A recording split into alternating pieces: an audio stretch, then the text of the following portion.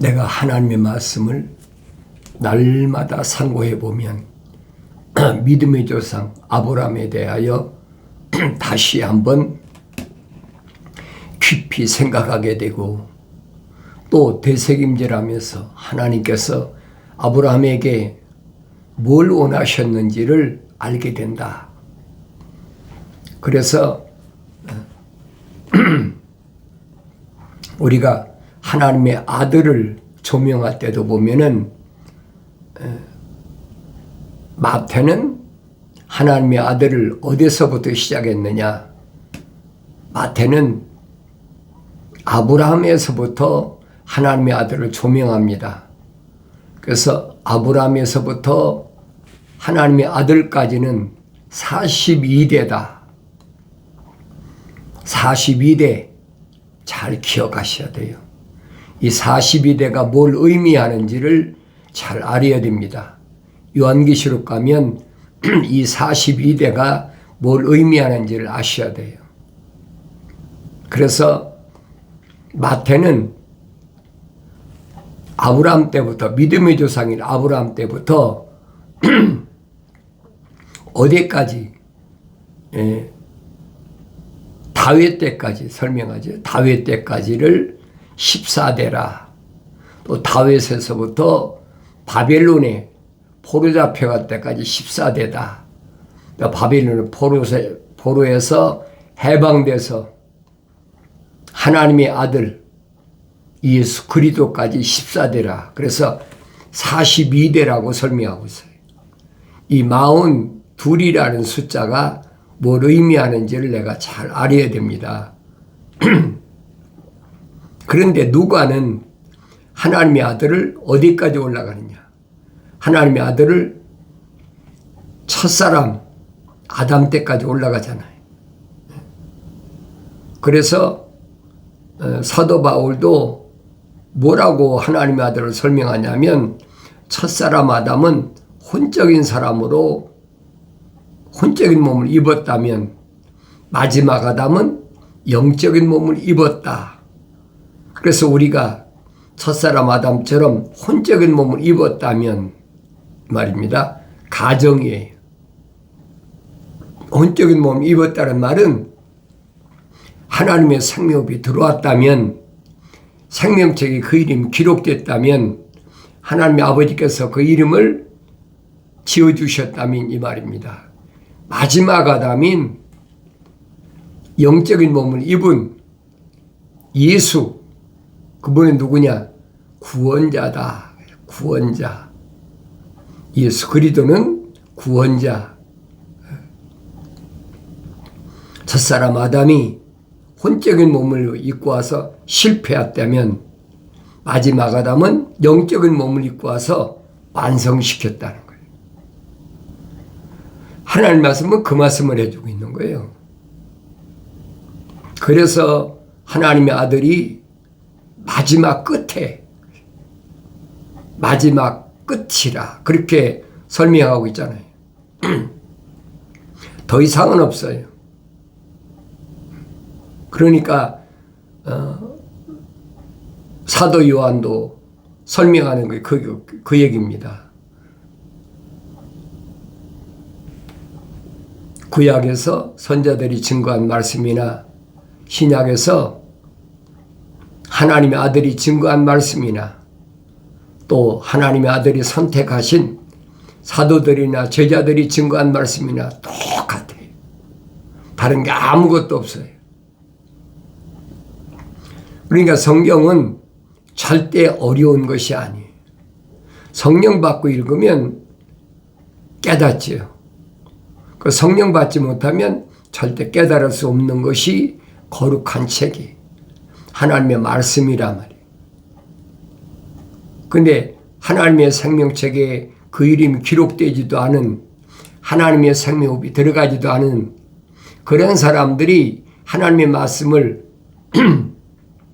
자기들 생각으로 조작하고 하나님 말씀을 남도질하고 별짓을 다 하잖아요. 그런 말에 속지 말라는 얘기. 그래서 사도 요한은 어린 자녀들아, 어렸을 때는 아나요? 모르지요. 처음에 성령으로 거듭났다고 그래도 어릴 때니까 압니까? 모르지요. 귀에 달콤한 얘기만 자꾸 귀에 쏙쏙 들어오는 것 같고, 그러니까 흔들리는 거예요. 그러니까 갓난아기들로서 순수한 말씀에 대해서 사모하라. 하나님 말씀은 순수해요. 복잡한 거 하나도 없어요. 하늘 아래 지식이 절대 필요하지 않습니다. 그러니까 공부를 많이 한 사람들은 하나님 말씀을 엉뚱한 대로 생각하고 있는 거예요.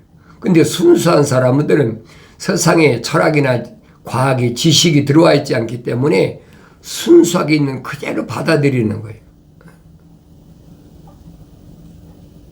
근데 세상 지식을 가진 사람은 묘하게 삐뚤어지잖아요. 잘못된 길로 간다는 얘기예요. 그러니까 특별히 하나님의 말씀을 증거하는 복음의 사역자는 조심해야 돼요. 내가 잘못 길로 인도하면 얼마나 많은 잘못된 길로 가는 사람들이 많이 따라오게 되나 그걸 알아야지요. 엄청난 책임감이 있잖아요. 하나님의 아들이 하신 말씀이에요. 내 입에서 빈말이라도, 빈말, 잘못된 말이라도 마지막 때 하나님 앞에 가서는 다 변명하리라. 얼마나 심각한 얘기예요. 그 입을 함부로 놀리면 안 되는 거예요. 모세는 뭐라고 말합니까? 이 할례받지 못한 입술로, 그러잖아요. 할례받지 못한 입술로 내가 어떻게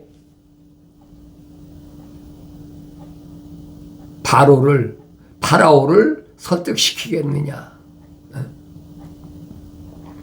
근데 선지자 이사야한테는 뭐라고 그럽니까? 하늘에서부터 하나님의 제단에 제단 숯불로 그 입을 지져주셨다는 거예요. 선지자 이사야가 설명하잖아요.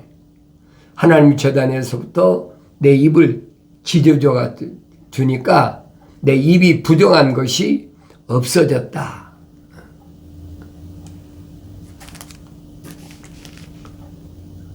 그러니까 제단 숯불이 지어지고 나니까 내가 이 백성들에게 누굴 보내려 할 때 나를 보내소서 그러잖아요. 아무나 되는 게 아니에요. 할례 받은 입술을 가진 자만이 자원하는 거예요. 그런데 마치 그런 내용을 가지고 내가 자원하면 된다. 내가 자원하면 하나님의 복음을 증거할 수 있는 복음 증거자가 된다. 내가 자원하면 목사도 되고 내 교사도 되고 내가 무슨 선자도 되고 사도도 될 수 있다. 그렇게 교묘하게 하나님 말씀 왜곡시키잖아요. 안 되는 거예요, 여러분. 생명책에 그 이름이 기록돼야 되고 생명흡이 들어가야 되고 성령으로 인침받기 전에는 안 되는 거예요. 성령으로 완성되기 전에는 안 되는 겁니다. 나중에 잘못 전하면 나중에 그 대가를 다 받아야 돼요. 얼마나 두려운 일인데 이사야서를 잘 읽어보시라는 얘기예요. 선지자 이사야가 어떻게 사역을 감당했나. 부정한 내 입술을 하늘 보좌에 제단 숯불로 지져주셨다는 거예요. 모세도 두려워하잖아요. 할례받지 못한 내 입술이다 그러잖아요. 오늘날도 똑같아요.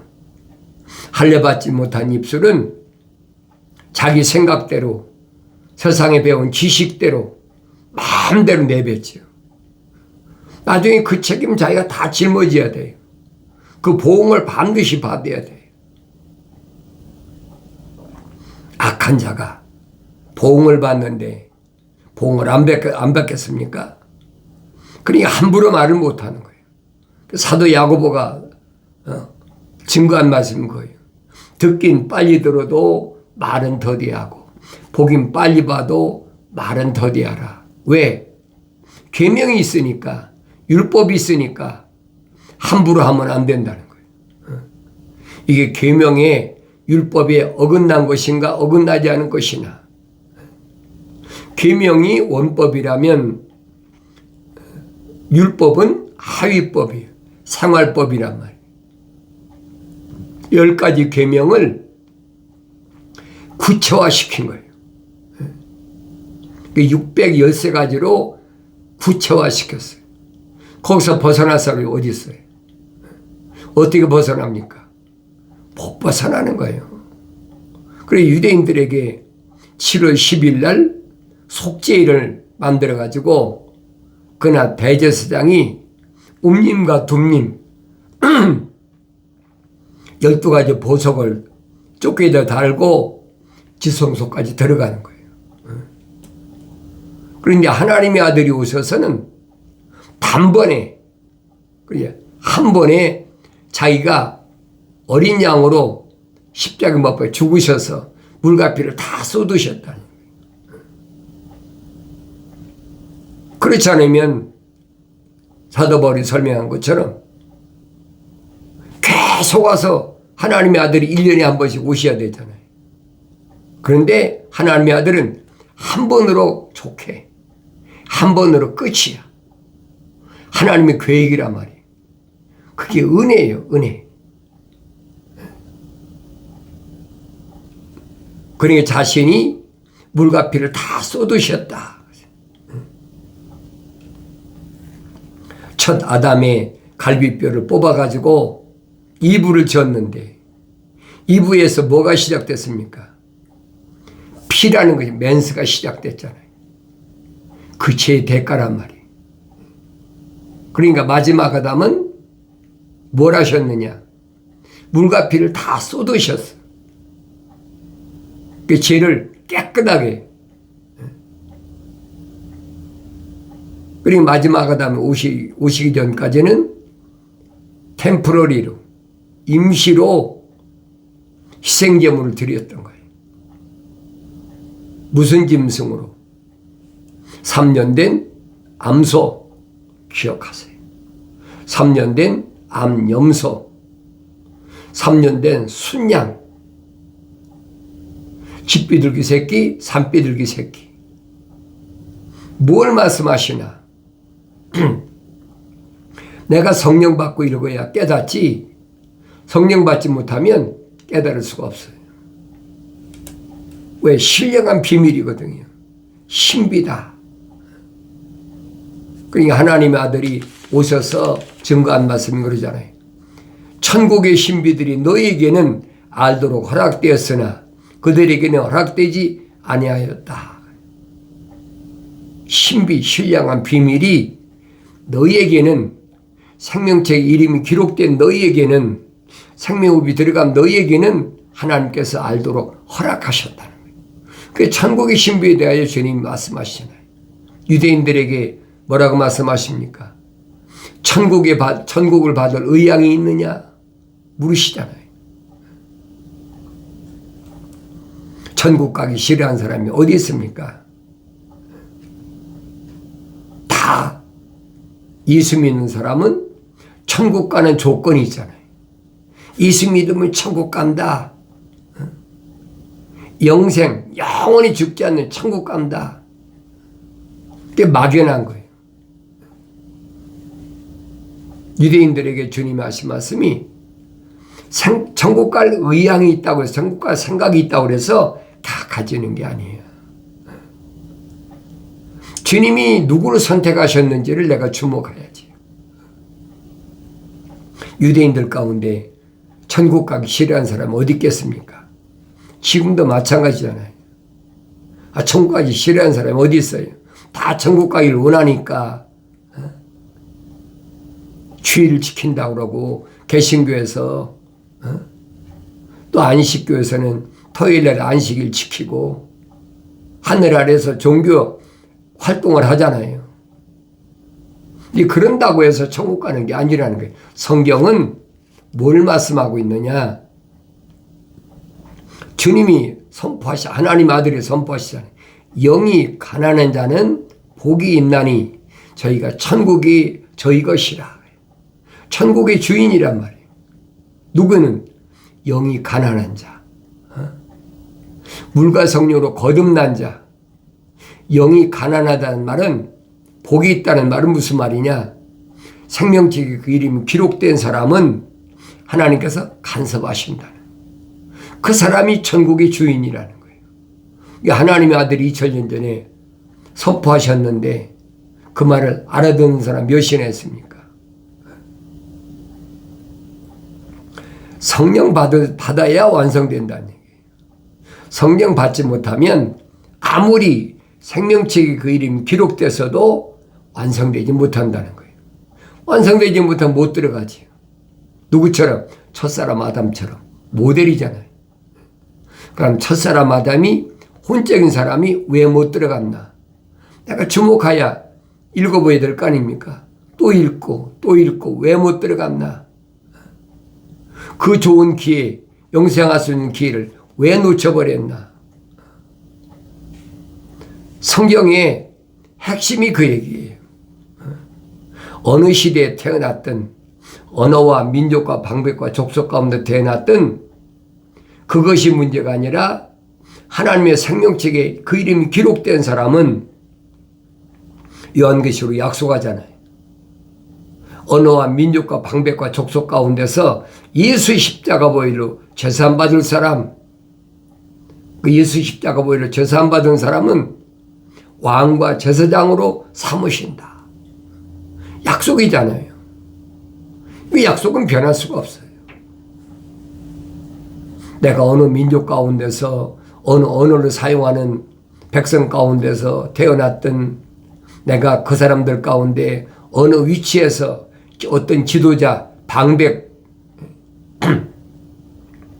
수장이든 왕이든 주지사든 국회의원이든 그게 문제가 아니라는 거예요. 생명책에 기록된 사람이 따로 있단 말이에요. 그 사람은 예수 십자가 보혈로 제사함 받을 사람이에요. 그 나머지 사람은 아니죠. 그 나머지 사람은 사도 바울은 자연인은 하나님의 영의 일들을 받아들이지 않는다. 받아들일 수가 없죠. 어리석게 생각한다는 거예요. 무슨 세상에서 이렇게 많이 공부하고 세상에서 이렇게 많이 긁어 모아가지고 부자가 돼가지고 이렇게 살면 됐지. 무슨 성령의 은사를 받아서 완성되고 그 사람들은 전혀 상관이 없는 사람들이니까. 그 기독교가 아니란 말이에요. 기독교는 오직 한 길밖에 없어요. 예수 안에서 예수 이름으로 완성되어야 되는데 사도 바울이 설명한 것처럼 예수 안에는 뭐만이 있느냐? 생명의 성령의 법이 항상 존재해. 24시간 365일 세상 끝날까지 항상 예수 안에는 생명의 성령의 법이 존재하기 때문에 나를 죄와 사망의 법에서 해방시키는 유일한 그 예수 안에 있는 거예요. 내가 예수를 믿어야 될 목적이 어디에 있는지를 알아야 돼요. 왜 예수를 믿어야 되나? 내가 예수 믿고 싶다고 믿어집니까? 아니잖아요. 하나님의 아들이 2000년 전에 오셔서 확실히 밝히시잖아요. 제사장들이나 서기관들이나 사두개인들이나 바리새인들이나 그렇게 많은 사람이 찾아와도 주님이 영접지 않는다는 거예요. 받아들이지 않고 선택지 않으시잖아요. 보잘것없는 유대인들이 생각할 때는 최하위 그런 사람들, 갈릴리 바닷가에서 뭐 고기 잡는 어부라든지 그렇지 않으면은 마태처럼 세리 죄인이라고 같이 앉아서 밥도 안 먹고 왕따 시키는 그런 사람들 주님이 선택하시잖아요. 그러니까 왜 그런 사람만 선택하시냐 말이에요. 선생이나 바리새인들, 제사장들이나 서기관 같은 사람들을 선택하면 얼마나 좋습니까? 근데 주님이 전혀 선택지 않으시잖아요. 왜 그랬을까? 내가 생각해 보야 되잖아요. 많은 사람들이 제자가 되겠다고 찾아와도 주님이 한마디 하니까 다 가버려요. 뭐라고 하십니까? 살리는 것은 영이지 육은 전혀 무익하니라. 그러니까 제자가 되겠다고 왔던 사람들이 야, 참 어렵다. 이해가 안 된, 깨닫지 못한다는 거예요. 살리는 것은 영이지 육은 전혀 무익하다. 내 말이 영이 생명이다. 그 말을 깨달을 수가 있습니까? 자기들은 육신적인 병든 자를 치료해주고 귀신도 내쫓아주고 안진병 일으켜주고 소경은 눈뜨게 해주고 중풍병자를 고쳐주고 하니까 어떻게 제자가 되겠다고 왔는데 이건 전혀 무익하다는 거예요. 오늘날도 똑같아요. 예수 믿으면 육신적으로 부유하게 되고 대개들 그렇게 대피기도를 하잖아요. 영육간의 알로 강건하게 하시고 그건 기독교 아니에요. 여러분 잘 아세요. 그나마 하나님의 아들이 거짓말이죠. 육은 전혀 무익하다고 그랬는데 어떻게 영육간에 강건합니까? 말도 안 되는 소리. 듣기는 얼마나 좋아요. 영육간에 강건하다는데. 하나님이 복 주셔서 이렇게 풍성하게 부자가 되게 하시고 얼마나 듣기 좋습니까?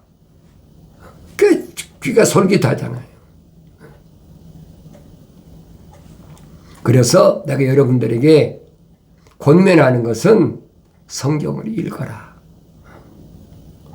성경을 읽어야 나 자신이 누구인가를 올바로 알 수 있다. 나 자신이 누구인가 알아야 될 거 아닙니까? 내 이름이 생명책에 기록된 사람인지 내 안에 하나님의 거룩한 생명이 들어온 사람인지 아닌지 알아야 될 거 아니에요. 하나님께서 말씀을 통해서 내 아들아 부르실 때 날 부르시는지 누굴 부르시는지 내가 알아야 될 거 아닙니까? 내 아들아라고 부르실 때 나를 부르시는 음성으로 안 들려지면 성경은 나한테 무익한 거예요. 생명의 책이 아닙니다. 사도 요한은 설명하잖아요. 독생자 하나님의 아들이 오셔서 우리로 하여금 하나님의 아들들이 되게 하셨다. 아들들. 사도 바울은 뭐라고 얘기합니까? 양자가 되게 했다. 그럼 하나님의 아들은 독생자라면 우린 양자니까 하나님 양 아버지라 부르잖아요. 생명의 책에 이름이 기록이 안 된 사람이 하나님 양의 아버지라고 부르면 하나님 모독하는 거예요. 지인이 어떻게 하나님한테 아버지라고 그럽니까? 말이 안 되는 얘기지. 2000년 전에도 하나님의 아들이 하나님 양의 아버지라고 그런다고 소위 말하면 불경죄지요. 안식일도 안 지키고 그 죽여야 된다는 거예요. 이구동성으로 얘기 그 얘기입니다. 죽여야 된다. 하나님 양의 아버지라고는 아무나 하는 것이 아니에요. 첫째로 생명책에 그 이름이 기록되어야 되는데 생명책에 그 이름이 기록됐다는 말은 그 사람 안에 사랑의 생명호흡이 들어갔다는 얘기예요. 거룩한 하나님의 호흡이 들어갔다는 얘기예요. 그래서 거룩이 온전해지고 완성되려면 성령 받아야 된다. 거룩한 영은 성령이 오셔야만이 내주하셔야만이 완성되는 거예요. 육신에게 임하는 게 아니에요. 여러분. 육신은 한낱 뭐예요? 틀이야 틀. 흙으로 만든 틀. 그것을 나라고 거짓으로 가르치는 것이 하늘의 지식이라는 사실을 기억하셔야 돼요. 그러니까 이 육신의 틀이 아무리 하나님의 생명체 이름이 기록이 안 된 하나님의 생명이 들어가지 않은 육신이 하늘 아래서 아무리 별걸 다 해도 하나님 책에는 이름이 기록이 안 돼요. 내 안에 하나님의 생명이 들어올 수 없다는 거예요. 이미 내 어머니 태에 있을 때 하나님이 날 덮으셔서 생명책에 다 이름이 기록됐더라고 다윗이 고백하고 있잖아요. 다윗이 자기 우애로 형들이 7이나 있는데도 형들은 하나도 거기 없잖아요. 다윗이 뭐라고 합니까? 나를 어머니 태에서 있을 때 나를 덮으셨다. 그래서 나의 머리털까지 다 세심화되고 내 오장육부가 완성되기도 전에 사지가 완성되기도 전에 하나님께서 나를 하나님 책에 다 기록해 놨다는 거예요. 근데 성경을 읽어야 내가 알지 어떻게 알겠습니까?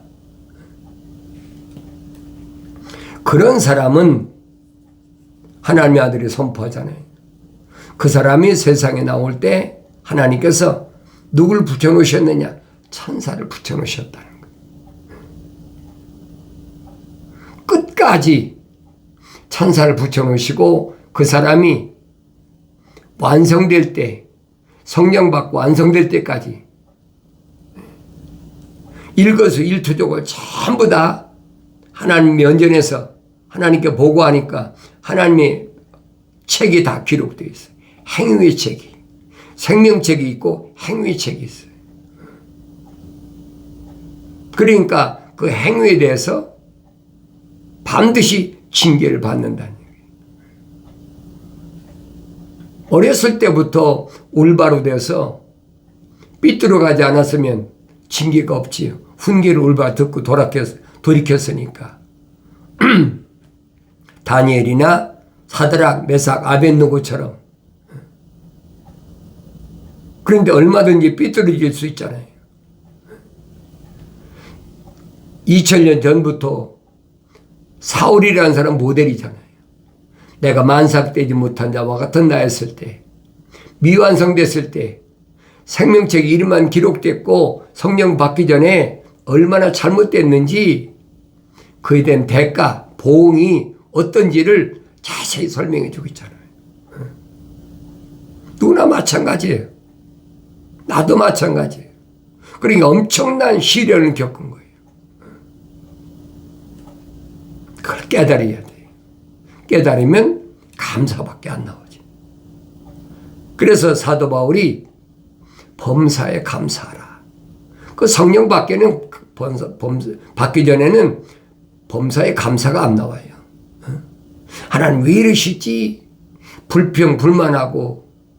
그러나 성령 받고 성장하면 범사가 감사하지.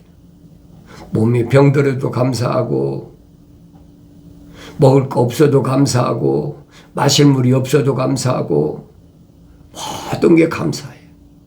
왜? 육신은 어차피 흑인이 흑으로 돌아갈 거니까. 그까지 태풍이 오든, 눈보라가 오든, 또 전쟁이 나서, 핵무기가 터져서 물가피가 다 쏟아지든, 나하고는 아무 상관이 없어요. 이게 감사한 거예요. 그게 환경을 이기는, 그러면 승리의 기쁨이 있는 복된 삶인 것을 올바로 깨달으시고, 주님이 가신 그 길에서 이탈되지 않는 승리의 기쁨이 있는 복된 삶을 살아가길 바랍니다.